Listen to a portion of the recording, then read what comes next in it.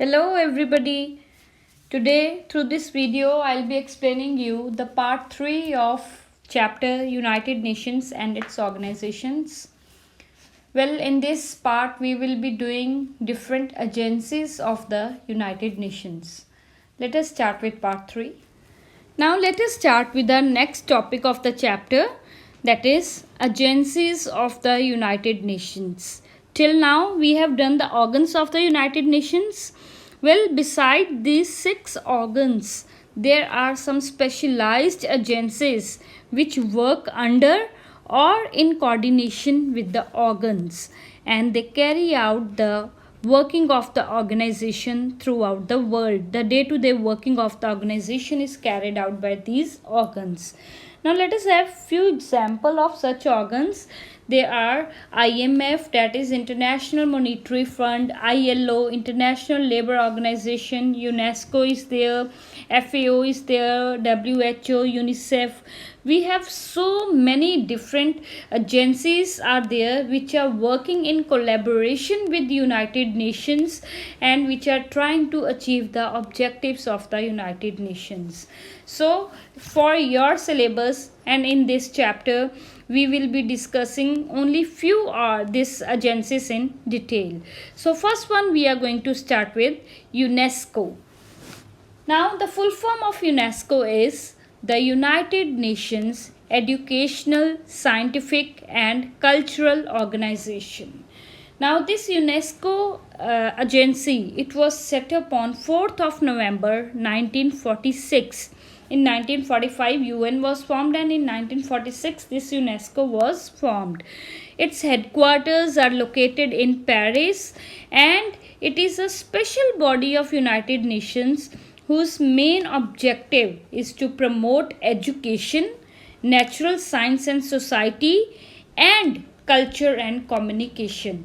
So these are the main objectives of this UNESCO, that they have to this UNESCO organization this work in this area, how to promote education, how the culture and communication could be spread throughout the world, and on natural science and society.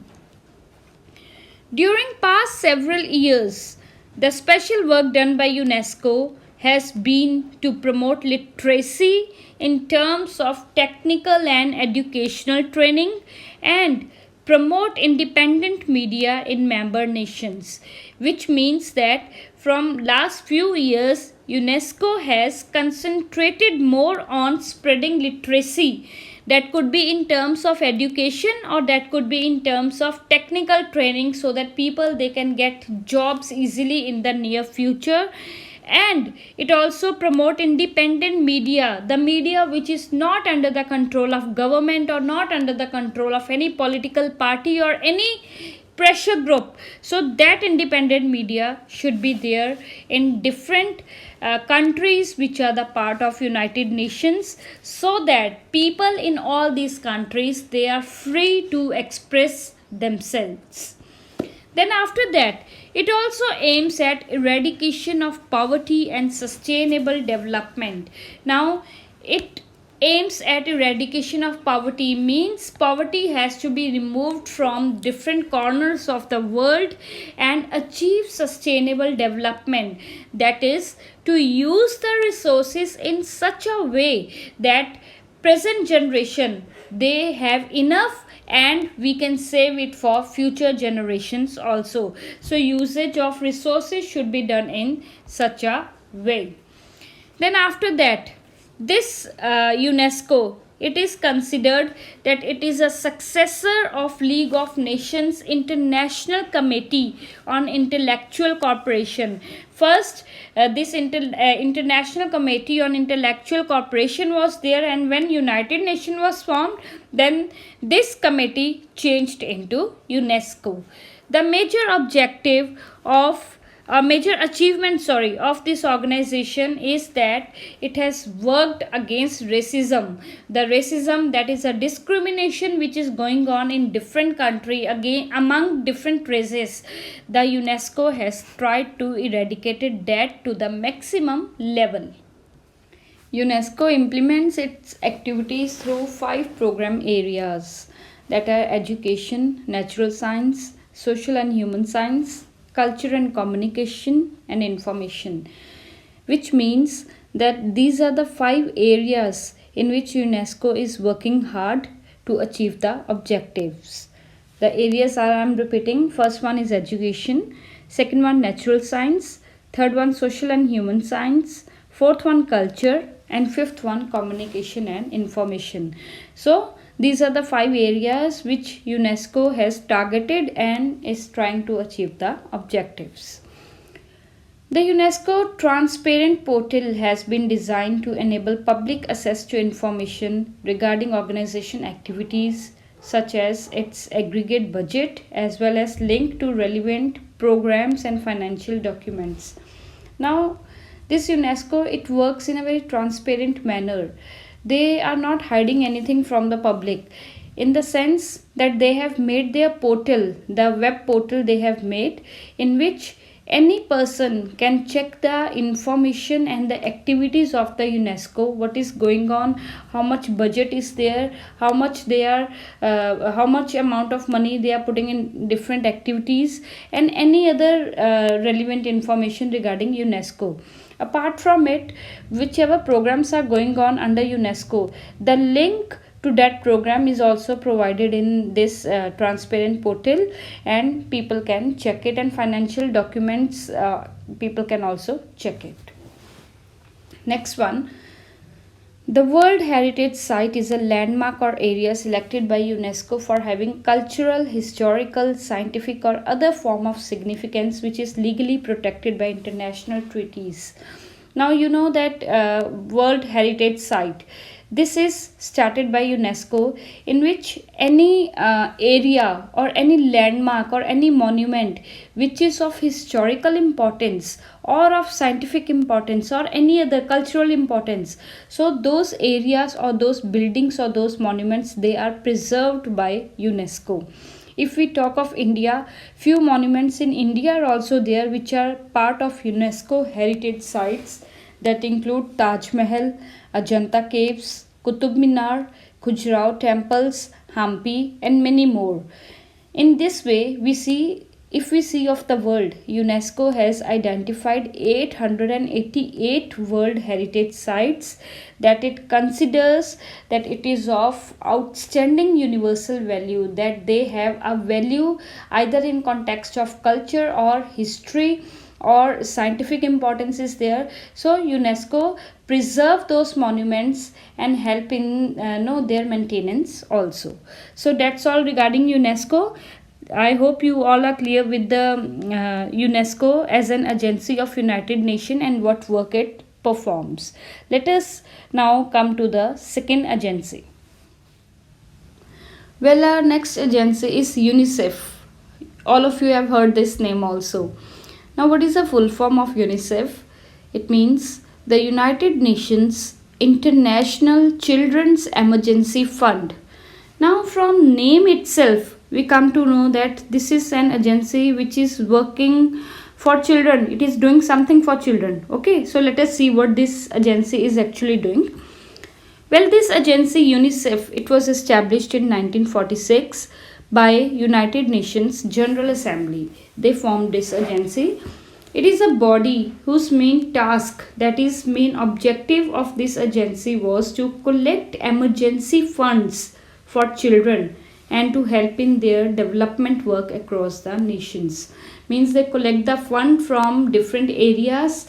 That fund are utilized for the development of the children throughout the world.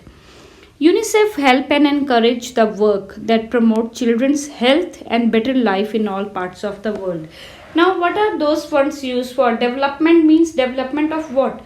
Development in case of their health, in case of their literacy, in case of their nutrition. Means overall development of a child, whatever the requirements of the child are there, they are fulfilled by the fund which is collected by UNICEF. Fund means finance, money.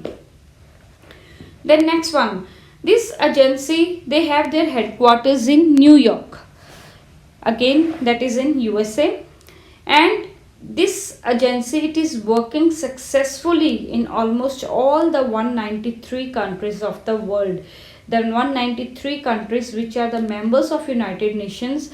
This UNICEF is working in all those countries as an independent, semi-independent body, or it is working as an NGO and working for the children. UNICEF activities include immunizations and disease prevention, treatment for children and mothers with HIV positive, and promote childhood and maternal nutrition, improving sanitation, promoting education, and providing emergency relief in response to disasters. Now, these are all the areas which are covered by UNICEF. Means, no, the problem, the health disease which is global, like polio was there or Ebola disease was there. So, they try to give immunization to the children all over the world to prevent the disease. Then, treatment of mother and children who are HIV positive. Then they keep the record that how much nutrition a woman requires, maternal, a pregnant woman requires, and how much nutrition a child require. That nutrition is met by both of them. Then improve the sanitation, improve the education system, and whenever there are disasters, they provide emergency relief. Whatever help they could do during the disaster, natural disasters, they try to provide the help. So these are all the work which are done by UNICEF for the children. Next one is, it lies entirely on contribution from government and private donors. Now, I told you they collect the funds. From where they collect the funds? Funds कहाँ से आते हैं? They are collected from government of different countries and the private donors, the people who want to donate, and the government, जितने भी member countries are United Nations की, whatever they want to donate to the UNICEF for the betterment of children, they donate. So this is how they collect the funds, and with those funds they try to improve the condition of the children. Next one, coming to its working, how it works. It is governed by 36-member executive board elected by Economic and Social Council. You remember this third organ of the government, Economic and Social Council? They elect the members of UNICEF. 36 members are there in their executive board who actually implement the policies of UNICEF. They are elected for the period of 3 years. Then these 36 members, they establish policies, they make the policies, they approve the programs, how the work has to go on, and overall financial and administrative needs, what are the needs, make plan for them, and finally implement them. Means overall working is looked after by this 36 member executive board. The next one, UNICEF had received recognition for its work, including the Nobel Peace Prize in 1965, the Indira Gandhi Prize in 1989. Now UNICEF, they have worked a lot. They are working in a very successful mode. Their work is recognized all over the world. They have worked in such an excellent way that their work gets appraised from different countries of the world. And for this purpose, they have received the Nobel Peace Prize also in 1965 just for their work. And in India, they have got Indira Gandhi Prize also in 1989. Apart from these two prizes, there are many other prizes which UNICEF has received just for their work which they are doing. Next one, there are national agencies in 36 developed countries, each established as an independent local NGO, and their primary function is to raise fund from public sector. Now, how this UNICEF is working, I told you they have 36 member executive board. Apart from it, in the 36 developed countries of the world, we have number of developed countries. Out of those 36 developed countries, UNICEF, they have established their sub agency over there. Means a part of UNICEF is working in those 36 countries also. They are working over there independently. They are not under the control of anybody. They are working independently as NGO, that is non-government organization, and their main function over there is that they try to raise the fund from public sector. Government sector say they try to raise the fund, they try to collect the money so that UNICEF working could not get affected in any case. Last and not the least, Many celebrities throughout the world are also ambassadors of UNICEF and help in raising funds for its effective working. Now, throughout the world, we have lot many celebrities that could be in the field of cinema, could be in the field of sports, in the field of literature. So, throughout the world, these celebrities, many of them, they become the ambassadors of UNICEF. And why they become the ambassadors? So that people, they could easily donate to UNICEF for the betterment of children, because these celebrities, they help in raising funds for its effective working. One of the example is Priyanka Chopra from India. She is also the ambassador of UNICEF. So that's how different celebrities, they become the ambassadors, and they help in raising the fund, they help in collecting the funds which will be given to UNICEF for their working. So that's all regarding UNICEF. I hope this functions and objectives and the working of UNICEF is clear to everybody. Let us proceed to our next agency. ILO, International Labour Organization. This is the third agency that we are going to do. Now this ILO, from the name itself we come to know it is something related to labor. Okay, so it was founded in 1919. Remember, after the end of First World War, when the League of Nations was formed, this ILO was formed along with League of Nations. The headquarters of this ILO are in Geneva, Switzerland. Now, what does this do? What is the objective? It is a body of UN which aims to promote efficient condition of social justice and work for workers through international labor standards at the global level. Means they try to maintain the standard of the laborers, their wages, their working conditions, they should be provided with justice. So this is the work of International Labor Organization, and they try to make sure that the rules which are made for the labor, the standards which are set up for the labor, they should be followed throughout the world in all the member countries which are part of UN. In addition, there is an incentive for women and male workers to engage in productive work and to create safety and self-respectful conditions for them at workplace.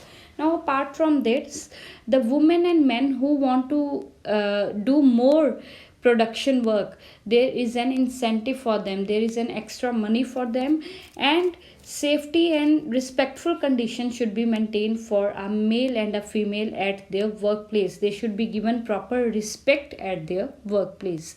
So that's all regarding ILO, that is International Labor Organization. In crux, it takes care of the working conditions and try to provide the justice to the laborers. Next agency is WHO, that is World Health Organization.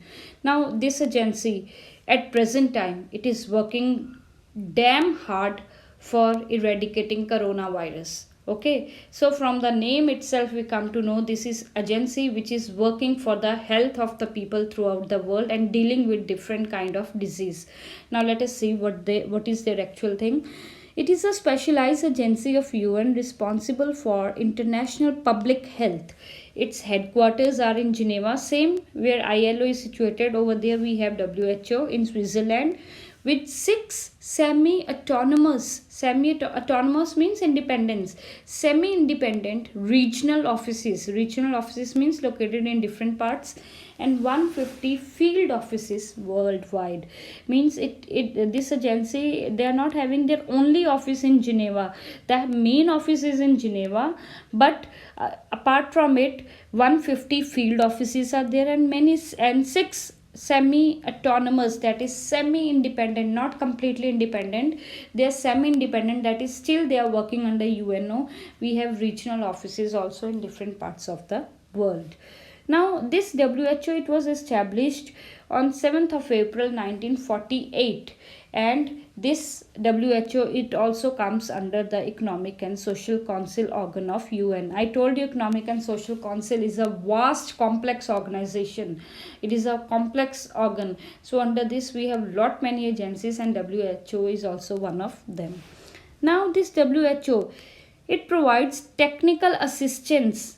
Assistance means help, technical help to countries set international health standard and guidelines and collect data on global health issue through World Health Survey.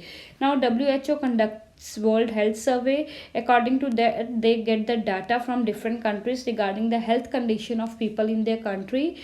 Then they set the international health standard, that what should be the minimum weight, minimum height should be there, minimum nutrition, regarding disease, regarding vaccines. So they set the standard and they try that all the countries should follow that standard in case of health. Next is WHO has played leading role in several public health achievements. Now what are the achievements? Like eradication of smallpox. Smallpox has been completely eradicated from the world. Near eradication of polio. Polio is about to get eradicated, means polio भी खत्म हो जाएगा. And from India से तो it is already eradicated. बिल्कुल India में खत्म हो चुका है polio. And development of Ebola vaccine. Now Ebola, you know, it was a virus which spread last year only, and it killed number of people, especially in Africa. So this Ebola vaccine was also developed with the initiative of WHO, and now presently it is working hard on coronavirus. Then next one is it current priorities, मतलब अभी present इसकी क्या importance है, क्या priorities है, किन चीज़ों में ज़्यादा ध्यान है WHO का. Include communicable disease, non communicable disease, healthy diet, food security. Food security means the people, they should get minimum food at least, and most importantly coronavirus treatment. So these are the current priorities. Currently WHO is working on these certain things. Then WHO composed of representatives, अब इसकी functioning from all member state in supreme decision making process. It convenes annually. Every year, हर साल, they have their meeting in which representatives, that is people from different countries who are the member of UN, they take part in this WHO meeting. And they rely upon, इनके पास money कहाँ से आता है, पैसा कहाँ से आता है, they rely on voluntary contribution from member state and private donors. Privately who want to donate, they can. Apart from it, जो जितने भी member states है, whatever they want to donate or whatever they can donate according to their economic condition, they donate the money to WHO, and according to that money they do their work. Abhi recently we have heard that America was paying huge amount of money to WHO, but due to this coronavirus they have stopped paying money, but China has paid. ठीक है, तो it depends upon the economic condition of the country that how much money they want to pay. Last one, WHA, that is World Health Assembly. It is a supreme decision making body which determines the policies of the organization, as it is legislative body and meets in May annually. Now under WHO we have WHA, World Health Assembly. It is a body of few persons जो हर साल मिलते हैं annually, मई में they have their meeting. Legislative body है, that means this is the body which makes rules for WHO. World Health Assembly is a legislative body. ये WHO के लिए रूल्स बनाती है, पॉलिसीज बनाती है, which is implemented by WHO. Okay, so that's all regarding WHO, and these were the 4 agencies which we were supposed to do in detail according to your new syllabus. I hope you are clear with the agencies. With this, I finish up with part 3. I hope you all are clear with the agencies of the United Nations which we have done in detail. So, dear students, the last topic of the chapter will proceed in part 4 of this chapter. Till then, keep watching and keep understanding the things. Thank you.